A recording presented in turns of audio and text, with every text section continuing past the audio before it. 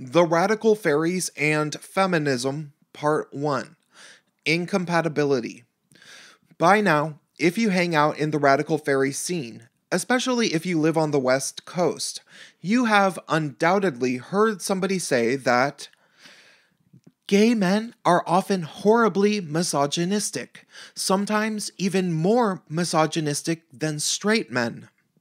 You've also probably heard a number of rumors about supposedly horribly misogynistic male fairies, and you might have even met some of them, and of course, they actually seemed perfectly nice when you talked to them, didn't they? More so, while you've heard rumors about these supposedly misogynistic gay male fairies, usually guys well over 30, have you noticed that nobody ever really says what they actually did that was so misogynistic? Sorry, but we're gonna need something a bit more damning than the fact that they used the word cunt a few times. Now, I want you to go with your gut instinct here. Did these men have any characteristics similar to the straight men that you perceive to be woman haters? Did you feel a distinct misogynist vibe from these gay men when you talk to them in person, in what fairies describe as subject-subject consciousness? Did they give off a chauvinistic vibe? Just to play devil's advocate, let's give the people who made these accusations the benefit of the doubt, and assume that it's true. Let's assume that some gay men are even more misogynistic than straight men. Think about who said this to you. Who first told you that some gay men are even more misogynistic than straight men? Do you have somebody in mind? Who told you this originally, and where do you think they got it from? I'm guessing most of you are thinking of a lesbian, a queer woman, or a trans person, right? Maybe the occasional super femme faggot, though I suppose a lot of them no longer define as men entirely, so perhaps they don't count. So now that you are thinking about this person who has told you the rumors that gay men are even more misogynistic than straight men, I want you to think about some other things that they've said about cisgender gay men. I'm guessing they've said a lot of things. They've likely complained a lot about how racist white gay men are, for example. They also might have referred to cisgender gay men as being patriarchal in some way, right? Perhaps in their defense as gay men, one of them said, "Hey, I experience oppression too, I'm a fag." I want you to think back to these conversations. Most likely they were on Facebook discussion forums, maybe radical fairy ones. When a gay man explained that he experiences homophobia, has somebody at some point said to him, "Well, all homophobia is rooted in misogyny"? You've heard this before, haven't you? That all homophobia against gay men is rooted in misogyny? Now here's the punchline. People are saying that gay men can be more misogynistic than straight men, and also that all homophobia is rooted in misogyny. And honestly, both of those statements have probably come from the same types of people: queer women, trans people, and super femme gay guys. Haven't they? They've all probably said both things, though maybe at separate times. But let's combine the two. If their logic is that all homophobia is rooted in misogyny, and gay men can be even more misogynistic than straight men, well, that would mean that these men are even more homophobic than straight men, right? Ponder that a moment. Let me say this again. They're saying that all homophobia is rooted in misogyny, and that some gay men are more misogynistic than straight men. Therefore, if a gay man is more misogynistic than a straight man, and absolutely all homophobia is inextricably tied to misogyny, then these people are claiming that some gay men are even more homophobic than straight men. I'm guessing that you think that this is a rather strange idea, huh?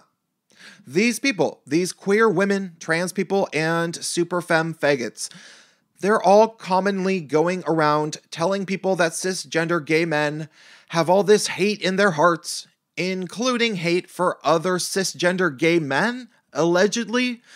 But what do these people have in common? The people making these rather heavy accusations, what do these accusative queer women, trans people, and femme faggots tend to have in common? Well, aside from the fact that they seem to be the ones with the hate in their hearts, for the most part, they also tend to almost unanimously be feminists. Intersectional feminists, as they'd put it.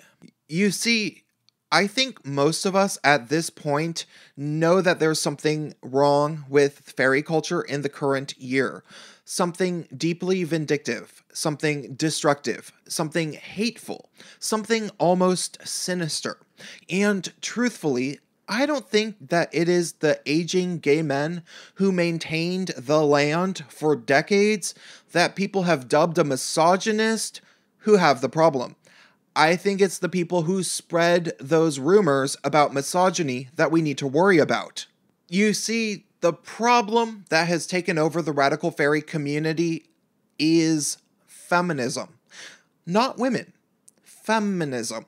I personally have no problem with the female gender, and I don't even necessarily have a problem with the individuals who identify as feminists. It's feminism as an ideology that is the problem.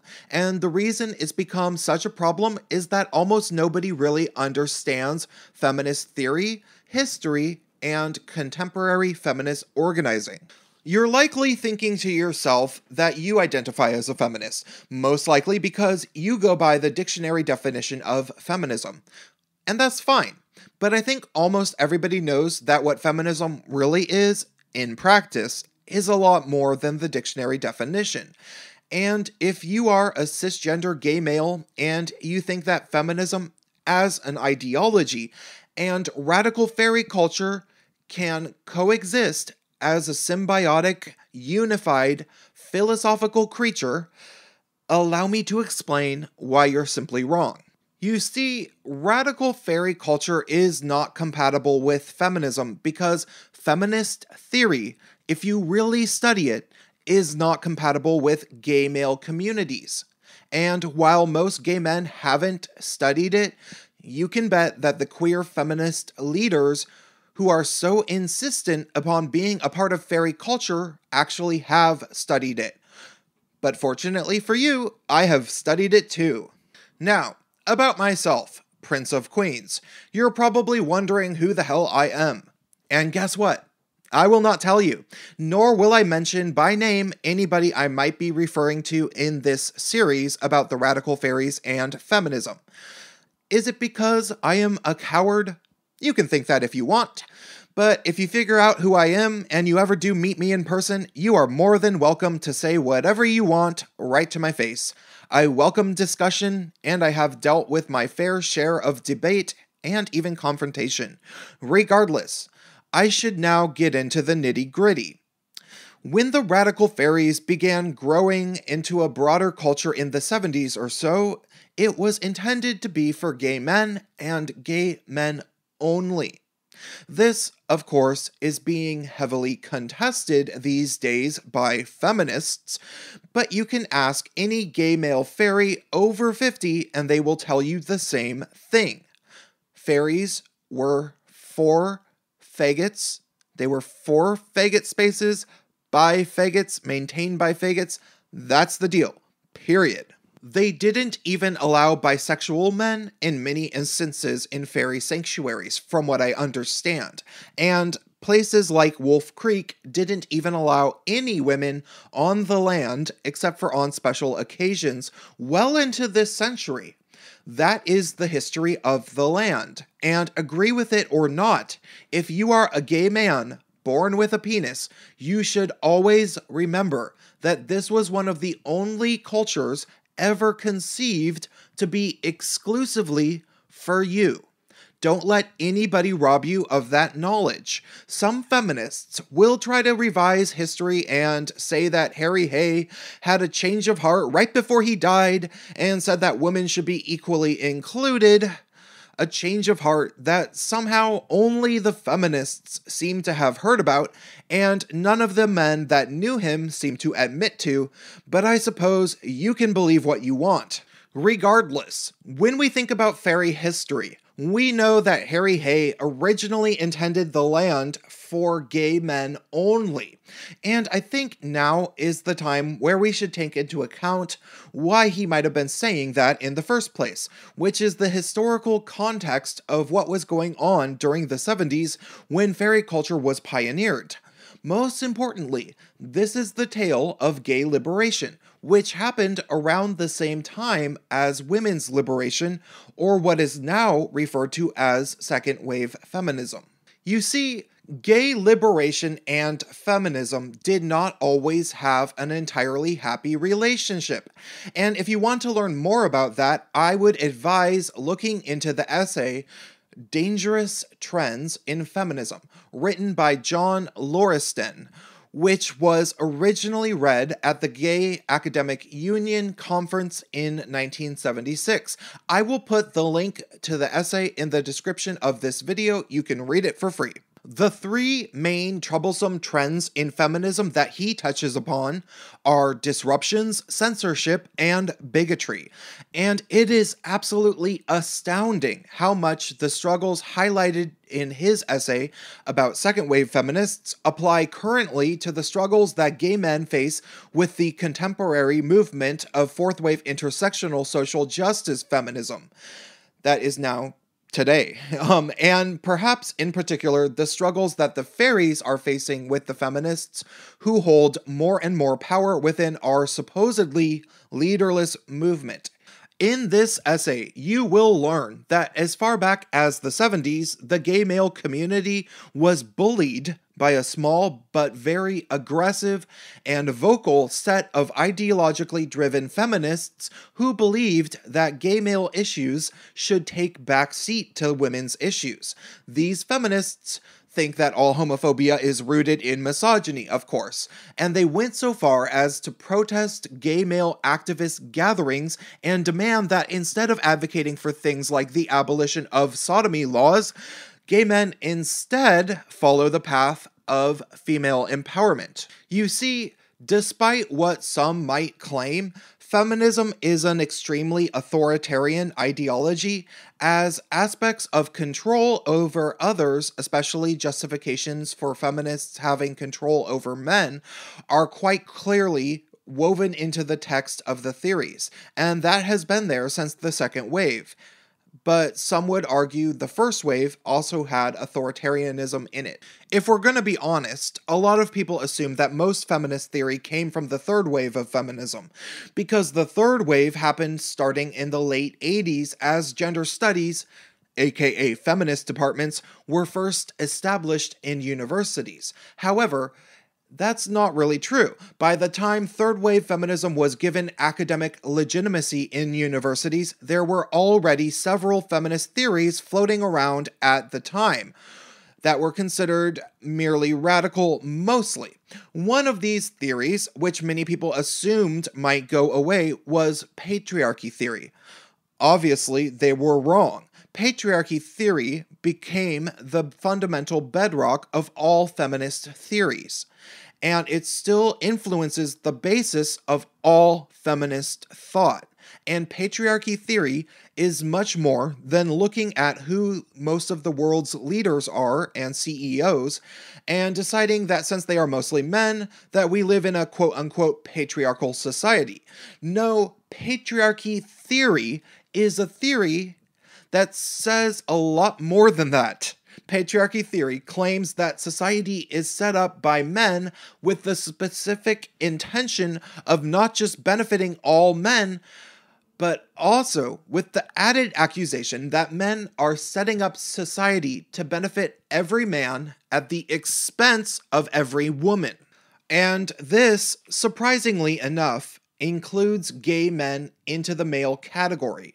The feminist theorists with influence literally believe that all men set up society to benefit all other men at the expense of all women with quote-unquote male privilege that is doled out to all men, and gay men supposedly benefit from the quote-unquote male privilege that straight men harvested for us from women, who are supposedly a subordinate class.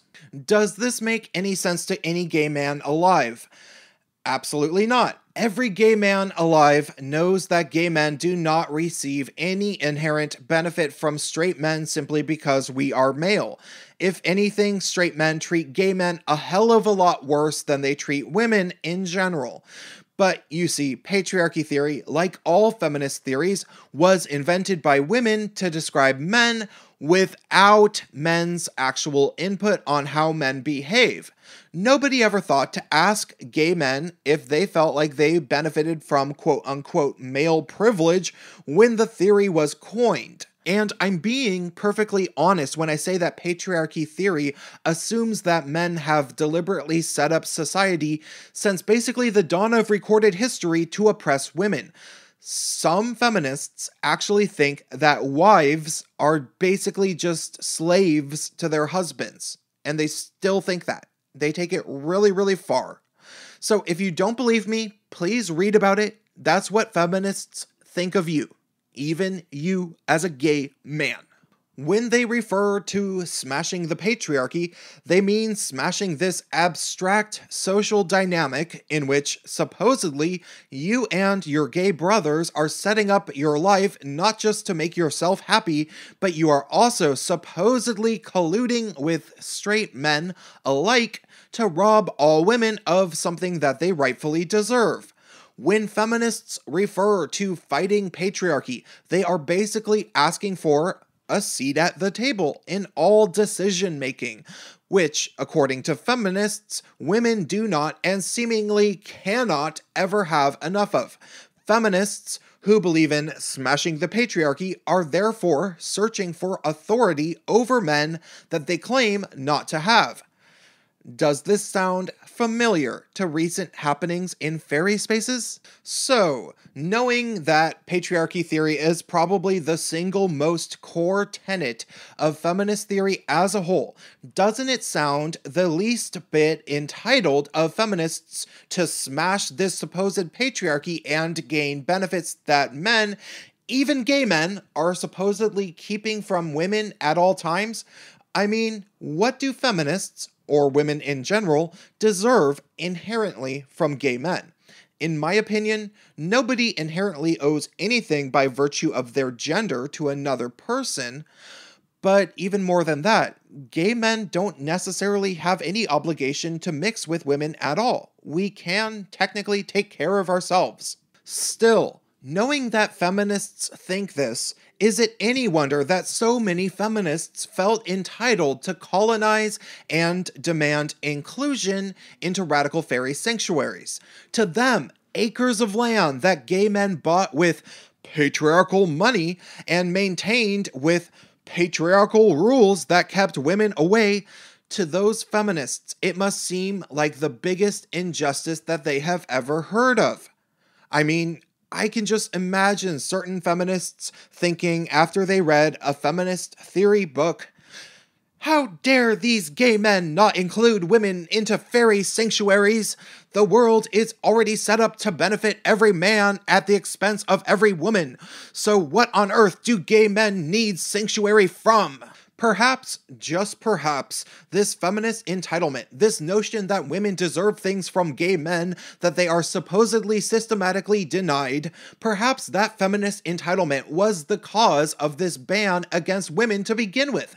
I mean, knowing that feminists, as far back as the 70s, were already telling us that our issues weren't important, even when it was largely illegal to be a gay male, wouldn't it seem only logical to get rid of them?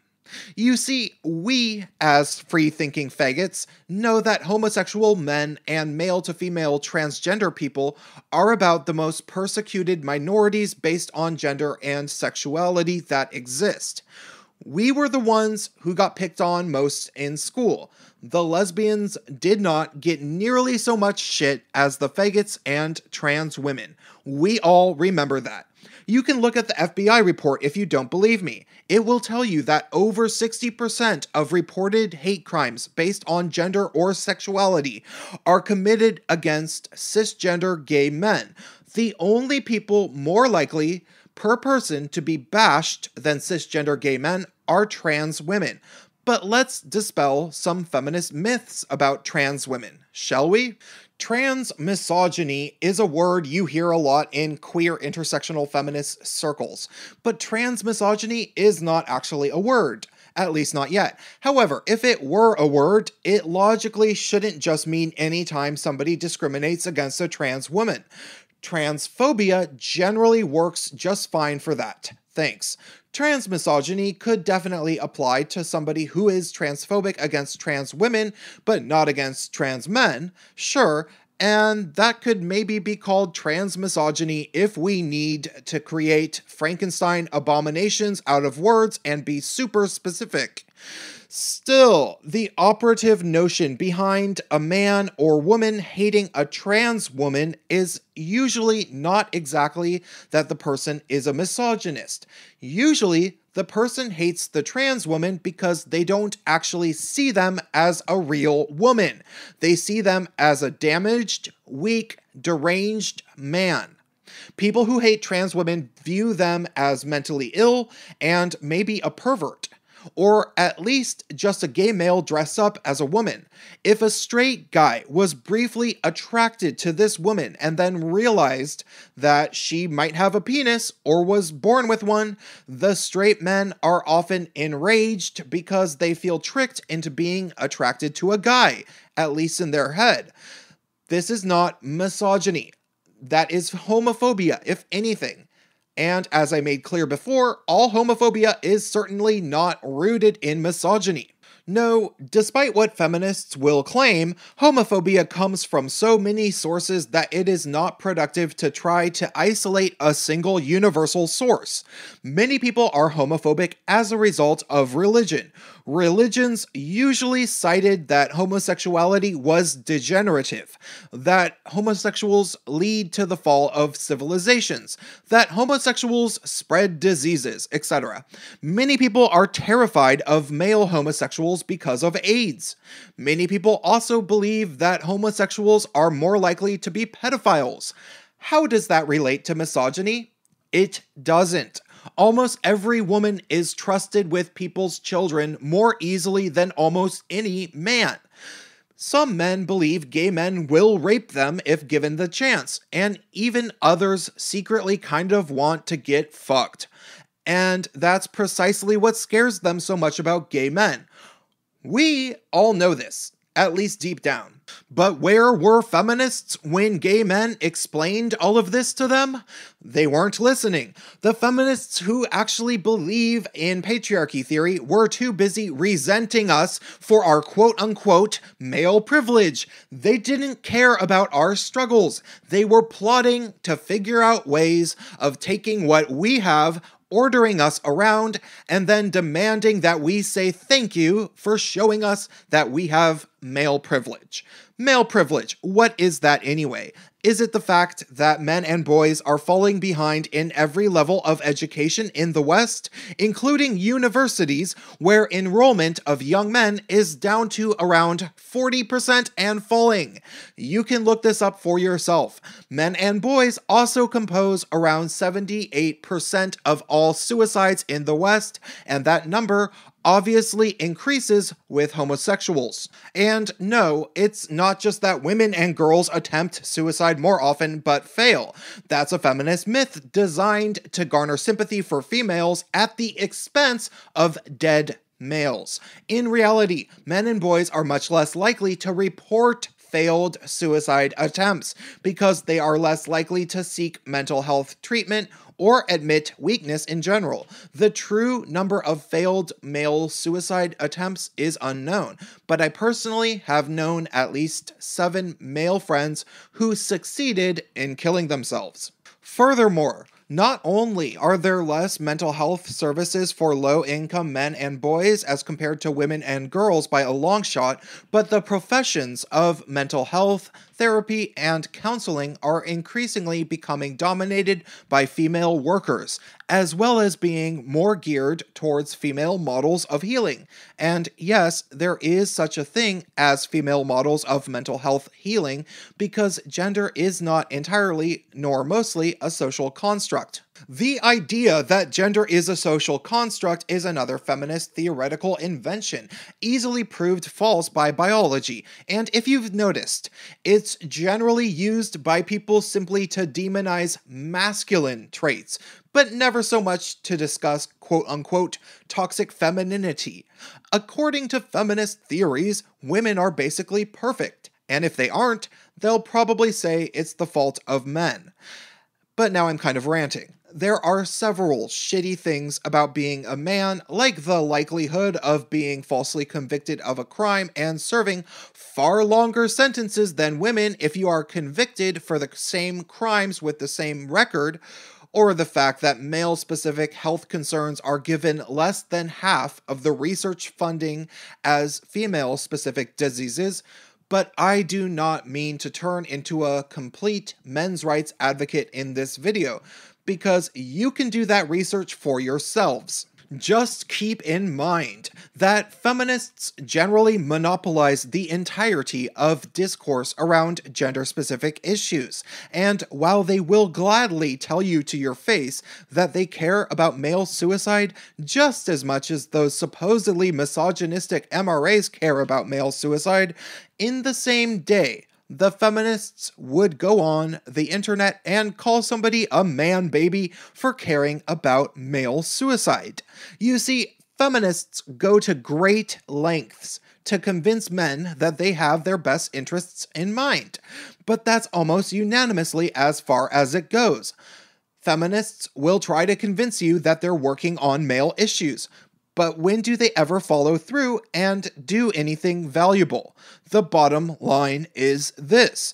Once men start pressing hard for something that would benefit men and boys, like really benefit them, such as having experts devoted to simply male issues speak at universities, there will always be a feminist that objects to it, maybe even protesting it, and says that it is somehow misogynist just to be speaking about male issues. Not all self-identified feminists do this, of course. I'm sure many or most of us have feminist-identified mothers and sisters, female friends, and male feminists in our lives. But the feminists with influence don't work to help men, and they do not work to help women all the time either. They work to help feminism, which is not just a movement. It is not the belief that men and women should be treated equally by the law, and it is not whatever any given feminist might tell you. What feminism really is a broad but usually very specific ideology that is always changing according to what is politically convenient.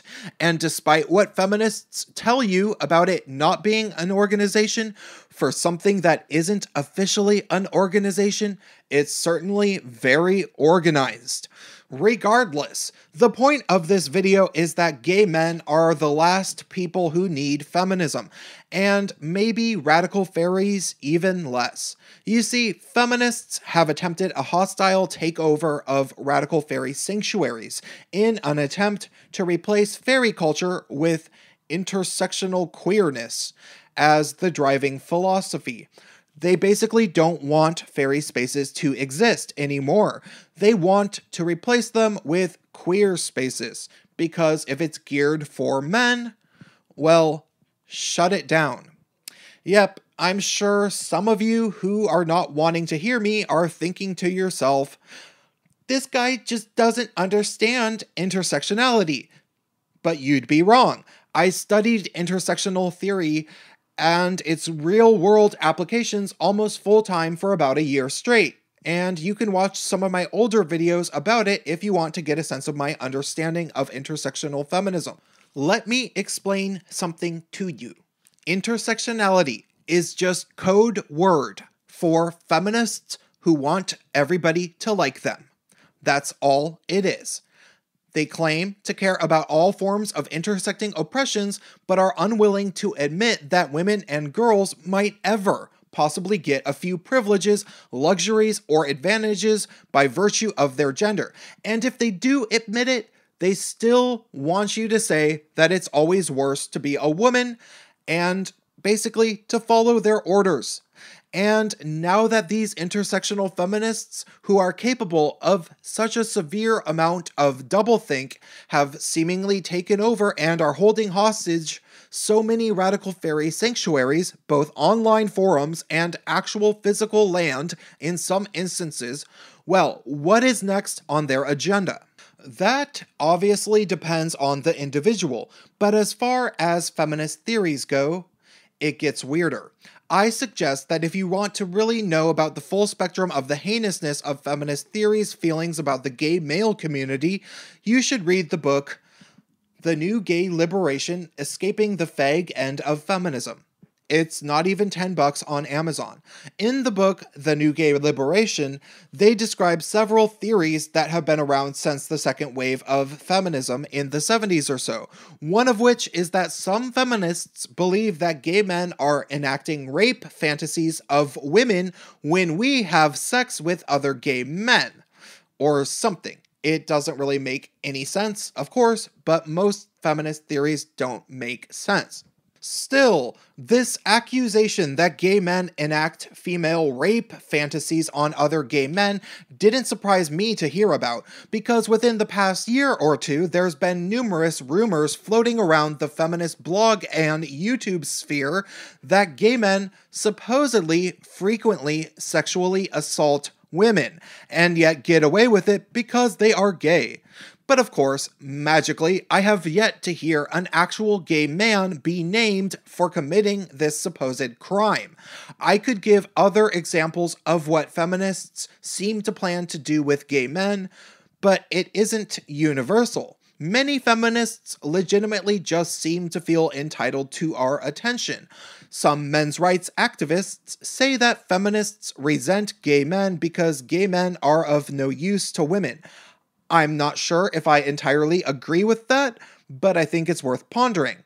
I've certainly come across many feminists who have mixed with gay men and then begin creeping out on the faggots and trying to have sex with us. It's kind of awful, it's kind of terrifying, and it's happened once or twice to me as an individual, but only to a small degree. First, they'll probably tell you that patriarchy hurts men too, then they'll say that gay men have male privilege, then they tell you that they prefer femboys and that everybody who doesn't is just a misogynist.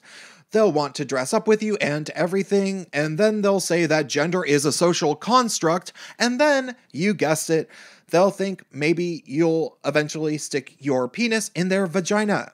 If this hasn't happened to you, and I know it must have happened to a few of you by now, well, be careful. And if it has happened to you, maybe tell people about it, cause it's creepy and gross. Related to this, in the book, The New Gay Liberation, there is a passage written by a feminist that I will close with.